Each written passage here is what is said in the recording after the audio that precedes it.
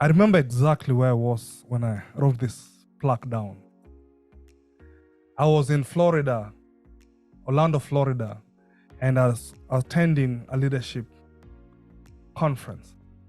And when I wrote this down, I was also in a stage in life whereby I had achieved all the major goals that I'd set out myself to do 10 years prior.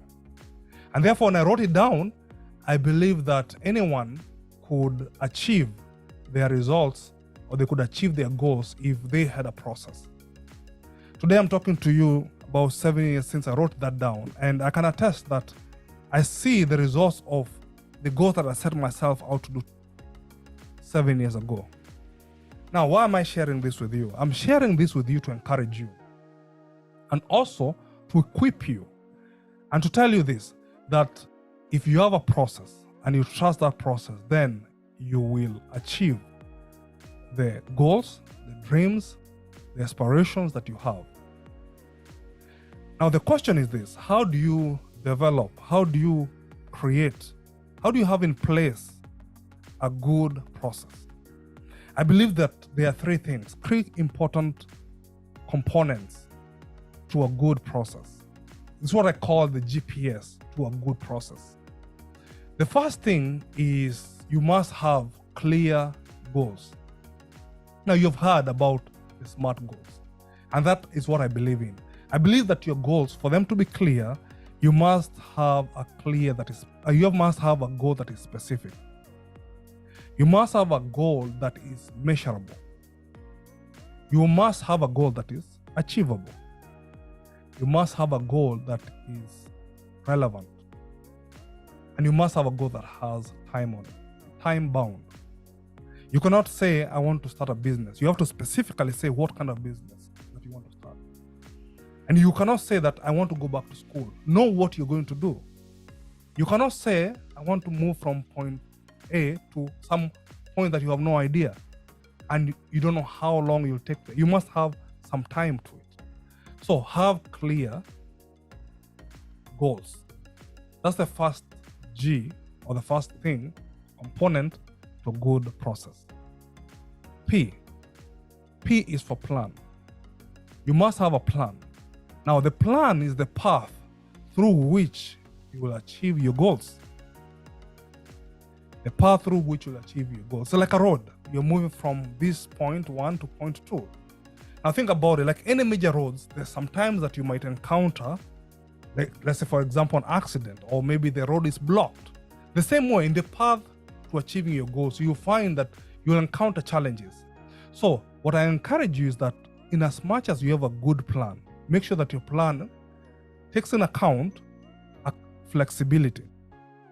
Make sure that you are flexible enough that don't allow the plans that you have prevent you to achieve the goals that you want, because maybe you have planned that this plus that will give me the results. Sometimes it's going to be A plus C plus B. It does not have to have A, B, C. So make sure that you have a plan, but also make sure your plan is flexible. Don't keep it so rigid that it prevents you to achieving your goals. S is for system. Now remember, we talk about GPS to a good process.